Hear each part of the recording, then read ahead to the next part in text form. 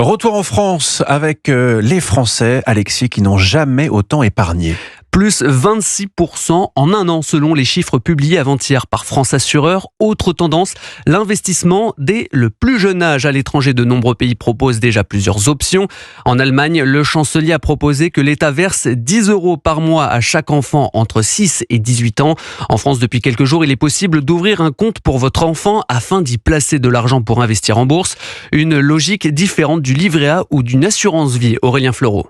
Favoriser l'épargne des enfants à une époque où beaucoup s'interrogent sur la solidité du système des retraites. L'idée fait son chemin sous différentes formes et en France, c'est donc un compte épargne enfant qui pourrait rapporter bien plus qu'un livret A, précise Mathias Bacchino, directeur des marchés européens de Trade Republic. Le plan épargne enfant, c'est simplement un compte titre sur lequel vous pouvez mettre en place des plans d'investissement gratuits automatisés, les fameux plans d'épargne. Évidemment, c'est plus risqué. C'est pas comparable. On peut pas comparer un livret A dont le capital est garanti à un investissement en bourse, même s'il est diversifié. Entre 0 et 18 ans, cela rapporterait presque 2 fois plus qu'un livret A, avec bien sûr le risque que la bourse comporte, même si le temps long est un atout indéniable et que les esprits évoluent sur le sujet. C'est juste un mouvement de société où les gens sont en train d'apprendre à faire la différence entre épargner et investir.